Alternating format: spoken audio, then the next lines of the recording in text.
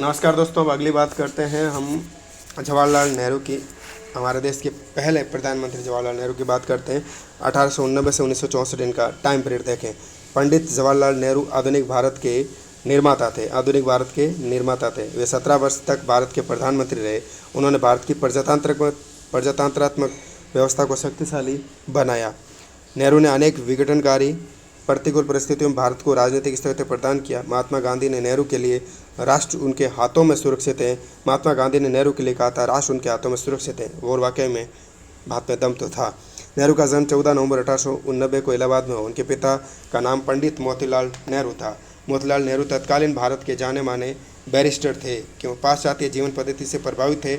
नेहरू की प्रारंभिक शिक्षा घर पर ही हुई, क्योंकि उनके पिता स्थानीय शिक्षण संस्थाओं के वातावरण को पुत्र के लिए उचित नहीं मानते थे। सन 1905 से 1912 तक उन्हें इंग्लैंड में औपचारिक शिक्षा प्राप्ति के लिए भेजा गया। विज्ञान राजनीतिक साहित्य के अध्ययन के बाद सन 1912 में बैरिस्टर की परीक्षा उत्तीर्ण करके भारत आए। इंग्लैंड में वे सिडनी वेब और बेट्रिस वेब की फैबियन समाजवादी विचारधारा के संपर्क में आए। वनड्रेड रसेल और बर्नार्ड शो के विचारों को भी उन्होंने अध्ययन किया। समाजवादी विचारधारा से प्रभावित हुए। भारत आने के कुछ समय बाद ही सन 1912 में उन्होंने बांकीपुर कांग्रेस अधिवेशन में भाग लिया और किसानों की समस्या में उनकी रुचि जागृत हुई। सन 1913 में नेहरू कांग्रेस के सदस्य बने। नेहरू 1913 में कांग्रेस के सदस्य बने थे। सन 1920 में जब गांधी जी ने असहयोग आंदोलन प्रारंभ किया तो नेहरू ने वकालत छोड़ दी और इस आंदोलन का सक्रिय भाग लिया। इस आंदोलन में 1921 में उन्हें गिरफ्तार कर लिया गया। 1921 में फरवरी 15 1927 में उन्होंने कांग्रेस के प्रतिनिधि के रूप में ब्रुसेल्स में आयोजित साम्राज्यवादी विरोधी अंतर्राष्ट्रीय सम्मेलन में भाग लिया। इसी वर्ष उन्होंने सोवियत संघ की यात्रा की, जिसका उनके चिंतन पर क्रांतिकारी प्रभाव पड़ा। सन 1929 में नेहरू को कांग्रेस के लाहौर अधिवेशन का अध्यक्ष निर्वाचित किया गया। लाहौर 1929 का लाहौर का अध्यक्ष पंडित नेहरू थे। ठीक है, के नेतृत्व में कांग्रेस का अलग से पूर्ण स्वतंत्रता घोषित किया गया। नेहरू कुल चार बार अध्यक्ष चुने गए थे कांग्रेस के, याद रखना। 1929, 1936, 1937 और 1946 में कांग्रेस के अध्यक्ष चुने गए। इस समय तक उन पर साम्यवाद का अत्यधिक प्रभाव था। गांधी इरन पैक्ट, संविधानिक आंदोलन की वापसी, पूना पैक्ट, मुस्लिम लीग आदि विषयों पर नेहरू के गांधी से मतभेद थे। मतभेदों के उपरांत भी गांधी अपने अनुयायियों में नेहरू की वैचारिक दृष्टि से अपने सार्वभौमिक निकट अनुभव करते थे। वे नेहरू को अपना राजनीतिक उत्तराधिकारी मानते थे। जब एक बार गांधी का ध्यान नेहरू और उनके मध्य वैचारिक मतभेदों की ओर आकर्षित किया तो गांधी ने विनम्रतापूर्वक कहा, मुझे विश्वास है कि जब मैं नहीं रहूँगा तो जवाहरलाल मेरी भाषा बोलेगा। यकीनन बिल्कुल बात वैसी ही हुई। जब मुझे विश्वास है कि जब मैं नहीं रहूँगा तो जवाहरलाल मेरी भाषा बोलेगा।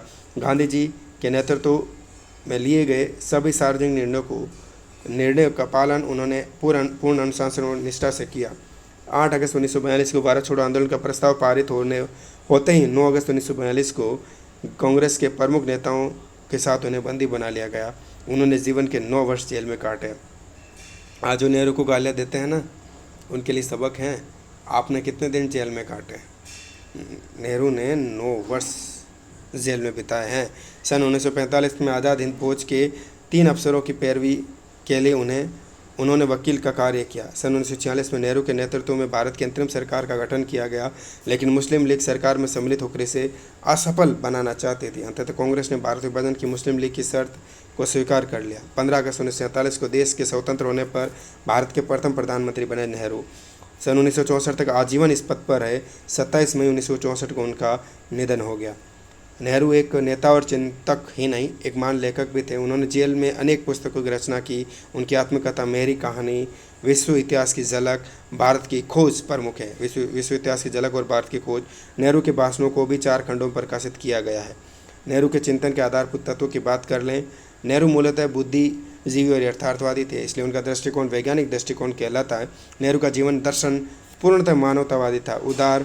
अंग्रेजी शिक्षा, उदारवादी ब्रिटिश विचारकों के से संपर्क, गांधी, महात्मा गांधी तथा रविंद्रनाथ टैगोर जैसे मानवतावादी के संपर्क ने उनके व्यक्तित्व को मानवतावादी बनाया। उन्होंने मानवतावाद का समर्थन आध्यात्मिक आधार पर नहीं वरन लौकिक आधार पर किया। इसी आधार पर नेहरू समाज से बेरोजगारी, भुखमरी, अशिक्षा, शोषण, पिछड़ेपन को मिटाकर एक न्यायपूर्ण और मानवोचित समाज व्यवस्था के समर्थक थे। उन्होंने अपने अनुभव की कसौटी पर जिस विचार को सत्य पाया उसे स्वीकार किया, अतः वो एक अनुभववादी चिंतक थे। नेहरू के लोकतंत्र पर विचार की बात करें। नेहरू लोकतंत्र को सर्वोत्तम शासन व्यवस्था मानते थे। उनकी लोकतंत्र की अवधारणा उनके मानववाद का ही विस्तार है। वे लोकतंत्र को केवल शासन की प्रणाली नहीं समझते थे, उन्होंने लोकतंत्र को जीवन में नैतिक मापदंडों और मूल्यों की व्यवस्था के रूप में परिभाषित किया। नेहरू ने लोकतंत्र की अवधारणा को अत्यंत व्यापक, बहुआयामी और गत्यात्मक माना।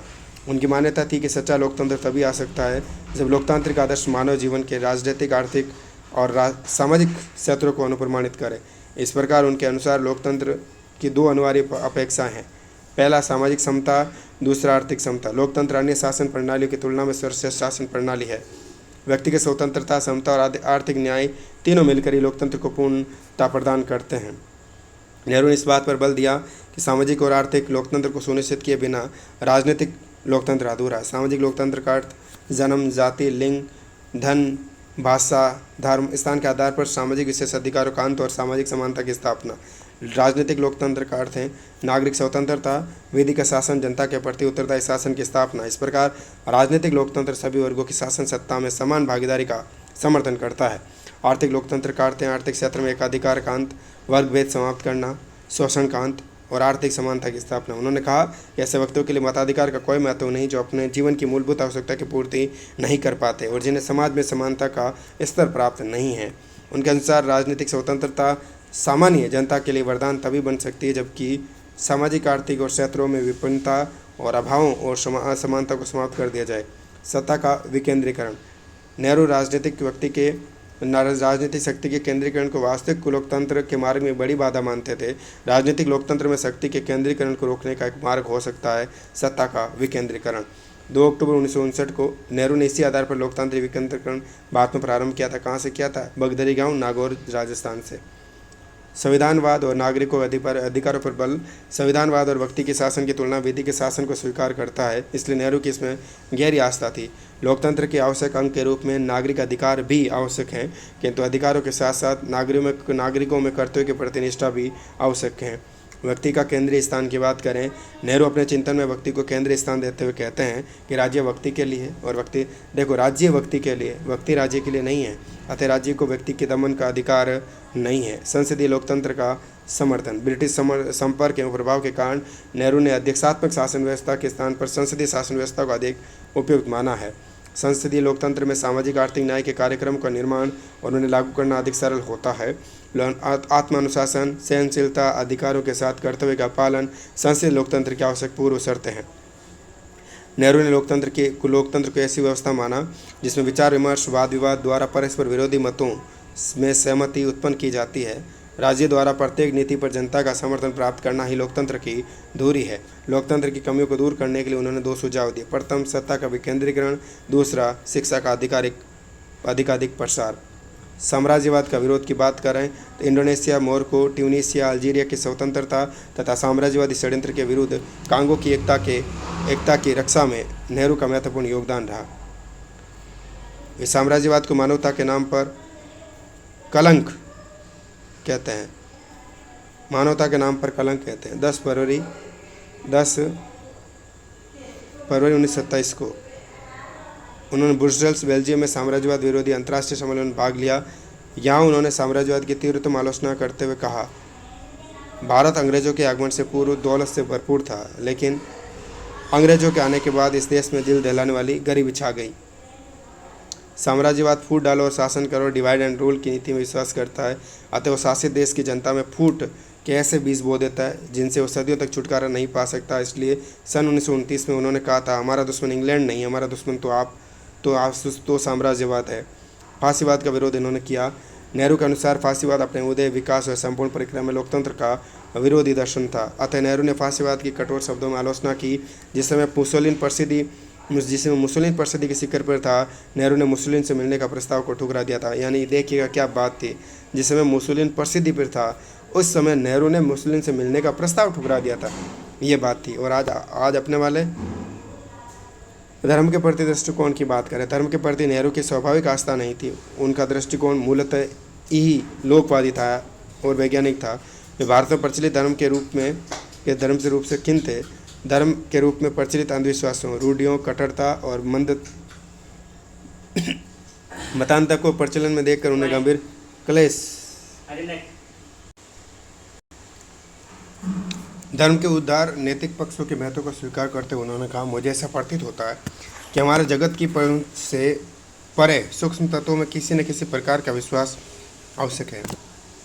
नैतिक आध्यात्मिक आदर्शवादी विचारों का आस्था आवश्यक है विचारों पर, अन्यथा न तो जीवन का कोई उद्देश्य रहेगा, न ही कोई लक्ष्य होगा और न ही कोई स्थिरता होगी। हमें ईश्वर में विश्वास करें या ना करें, किंतु किसी भी तत्व में विश्वास न करना असंभव है। नेहरू न तो धार्मिक थे और न ही नास्तिक, न ही धर्म विरोधी थे। वे धर्म के संगठित और संस्थागत पक्ष के तो विरोधी थे, किंतु आचरण की व्यक्तिगत पद्धति और नैतिक आस्थाओं के रूप में धर्म के निर्वाह से उनका विरोध नहीं था। पंथ निरपेक्षता की बात करें। नेहरू के अनुसार पंथ निरपेक्षता का अर्थ धर्महीनता नहीं है। इसका अर्थ सभी धर्मों के प्रति समान आदर भाव और सभी व्यक्तियों के लिए समान अवसर है। वे व्यक्ति के अंतःकरण और विश्वास की स्वतंत्रता का आदर करते थे। अतः वे सहज रूप में स्वीकार करते थे कि व्यक्ति के धार्मिक कार्यों में राज्य का कोई हस्तक्षेप नहीं करना चाहिए। वे सामाजिक जीवन में संकुचित धार्मिक दृष्टिकोण, सांप्रदायिक आग्रह के घोर विरोधी थे और धार्मिक सहिष्णुता को आवश्यक मानते थे। उनके धर्म निरपेक्ष दृष्टिकोण को निम्न रूप से सूत्रीबद्ध आप देख सकते हैं। नेहरू के अनुसार राज्य को धर्म के आधार पर नागरिकों से भेदभाव नहीं करना चाहिए। हम आज इन्हें गाले देते हैं पहले प्रधानमंत्री कि नेहरू ने ये किया, नेहरू ऐसे थे वैसे थे, उनके ये विचारों को जानना चाहिए। प्रत्येक नागरिक को अंतःकरण, पूजा, उपासना, धर्म प्रचार की स्वतंत्रता होनी चाहिए। धार्मिक विश्वासों के प्रति सहिष्णुता और स्वार्थ का भाव रखना चाहिए। धर्म और राजनीति को पृथक रखना चाहिए। आज हो क्या रहा है, दोनों का एक दूसरे में समा गई है। राजनीति में धर्म आ गया, धर्म में राजनीति आ गई। आज का यही दौर है। धर्म के नाम पर किसी को भी समाज की भांति जो शांति भंग करने का, नैतिकता का उल्लंघन करने का अधिकार नहीं है। धर्म निरपेक्षता धार्मिक कट्टरता का निषेध करती है। सामाजिक जीवन में सांप्रदायिक सद्भाव होना चाहिए। इस प्रकार नेहरू की पंथ निरपेक्षता की धारणा बहुत उदार और व्यापक थी। वे पंथ निरपेक्ष समाज की स्थापना इच्छा रखते थे, वरन पंथ निरपेक्ष राजनीतिक व्यवस्था भी चाहते थे। लोकतांत्रिक समाजवाद की बात करें। नेहरू लोकतांत्रिक समाजवाद के प्रति समर्पित थे। उनका मत था कि लोकतंत्र या समाजवाद के दो विरोधी विचारधाराएं नहीं है, वरन एक दूसरे की पूरक हैं। आर्थिक लोकतंत्र के बिना राजनीतिक लोकतंत्र निरर्थक हैं और राजनीतिक लोकतंत्र ही समाजवादी लक्ष्य को प्राप्त करने का माध्यम बन सकता है। अर्थात सच्चे समाजवाद की स्थापना लोकतांत्रिक साधनों के माध्यम से ही की जा सकती है। नेहरू का समाजवादी दृष्टिकोण मार्क्सवादी विचारधाराओं पर आधारित है, परंतु वर्ग संघर्ष एवं हिंसात्मक क्रांति को आवश्यक नहीं मानते थे। उन्होंने मार्क्स का राज्यविहीन समाज का विचार भी अव्यवहारिक प्रतीत होता था। लोकतंत्र और समाजवाद दोनों के प्रति उनकी आस्था के कारण लोकतांत्रिक समाजवाद के प्रतिपादक बन गए। उन पर George Bernard Shaw, Bertrand Russell, Laski और जर्मन समाजवादी का प्रभाव दिखाई देता है। मानवतावादी धारणा की बात करें। नेहरू ने अपने समाजवाद में मानवीय तत्व को पर्याप्त स्थान प्रदान किया, क्योंकि व्यक्ति व समाज एक दूसरे के पूरक या विरोधी नहीं है। मानव की स्वायत्ता, स्वतंत्रता उनकी आस्था नहीं, व्यक्तिगत गरिमा और सामुदायिक हित दोनों को एक साथ सुनिश्चित करने के लिए प्रेरित किया है। समानता पर आधारित। समानता समाजवाद का आधार है, जिसका अर्थ है आर्थिक विषमताओं को यथासंभव सीमित करना और उसके साथ ही अवसर की समानता भी महत्वपूर्ण स्थान रखती है।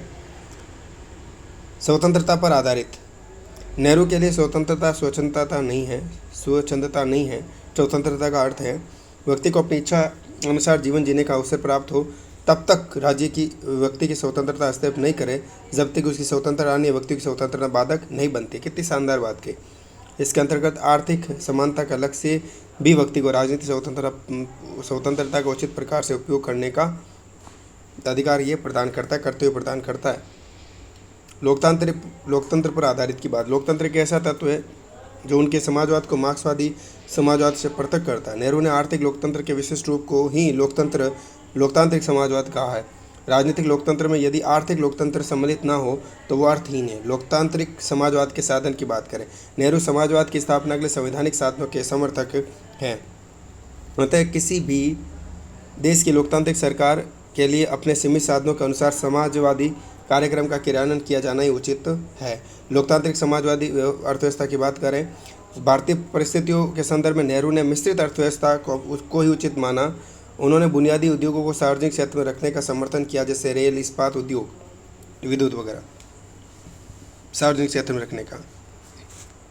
उन्होंने उद्योगों और व्यापारों को निजी क्षेत्र में परंतु सामाजिक नियंत्रणों के अधीन रखना चाहिए। यद्यपि नेहरू ने औद्योगिकरण को आवश्यक माना, लेकिन भारतीय संदर्भ में कुटीर उद्योग ग्रामीण उद्योगों के महत्व को भी स्वीकार किया। नेहरू के आर्थिक नियोजन के महत्व को स्वीकार करते हुए पंचवर्षीय योजनाओं का निर्माण इन्होंने किया। उन्होंने आर्थिक नियोजन की सफलताओं के लिए विदेशी ऋण और तकनीकी सहायता को आवश्यक माना। नेहरू ने लोकतांत्रिक समाजवाद व्यवस्था के अंतर्गत राज्य की गतिविधियों और नीतियों का अंतिम उद्देश्य सभी व्यक्तियों के लिए रोजगार के अवसर में वृद्धि, न्यूनतम स्तर को सुनिश्चित करना तथा यथासंभव आर्थिक समानता को समूह बनाना माना। लोकतांत्रिक समाजवाद के प्रति नेहरू की प्रतिबद्धता। नेहरू के शब्दों में समाजवाद के अलावा कोई ऐसा दूसरा रास्ता नहीं देखता मैं समाजवाद के अलावा ऐसा कोई दूसरा रास्ता नहीं देखता जो भारत के लोगों को गरीबी, बेकारी और गुलामी से मुक्ति दिला सके। सन 1955 में नेहरू ने एक समाजवादी ढांचे के समाज की स्थापना का लक्ष्य प्रस्तुत किया। नेहरू के नेतृत्व में इस दिशा में अनेक कार्य किए गए, जैसे देशी रियासतों का भारत में विलय, जमींदारी उन्मूलन, सार्वजनिक क्षेत्र में निरंतर विस्तार, निजी क्षेत्र पर सामाजिक नियंत्रण लागू करना।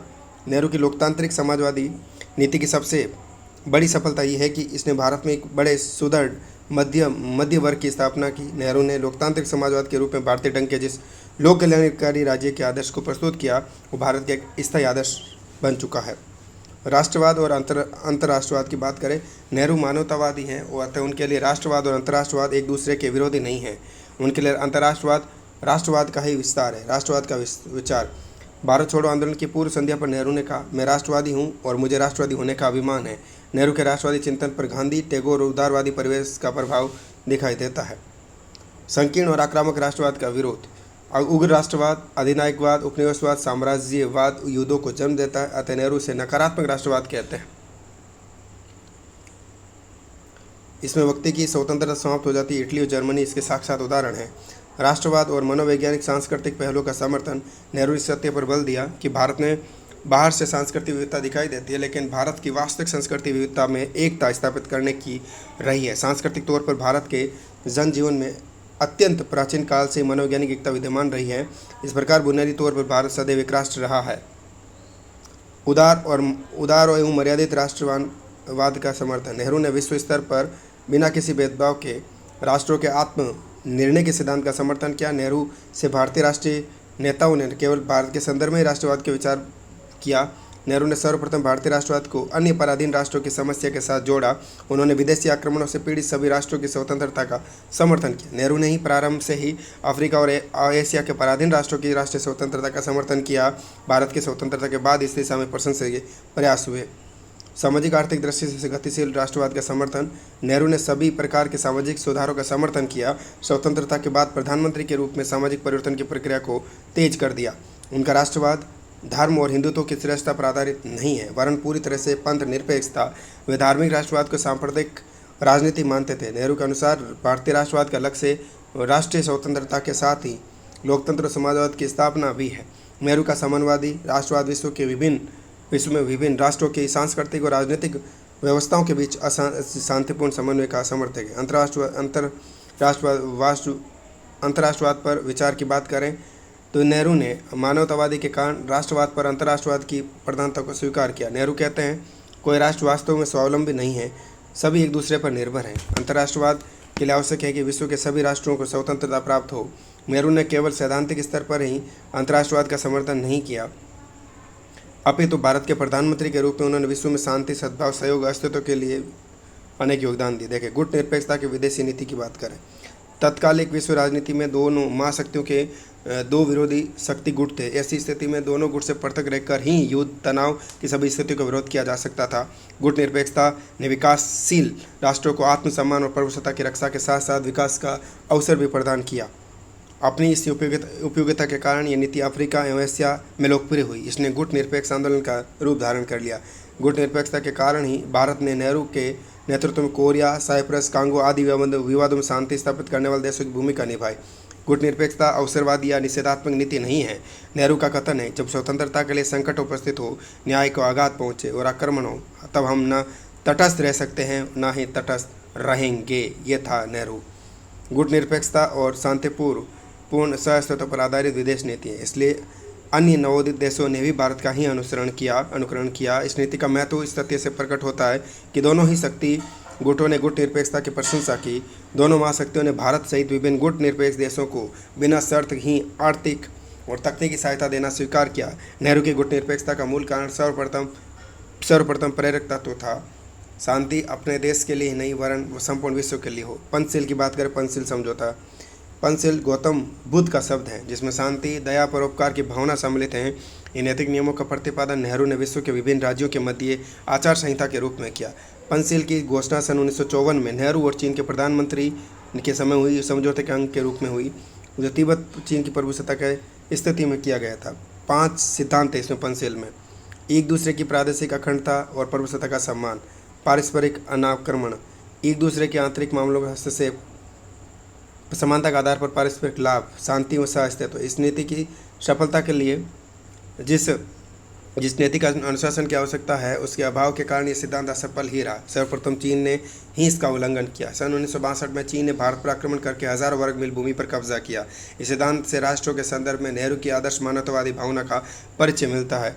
नेहरू एवं का योगदान ने बात कर ली, गुटनिरपेक्षता की। ठीक है दोस्तों, ये बात थी। नमस्कार।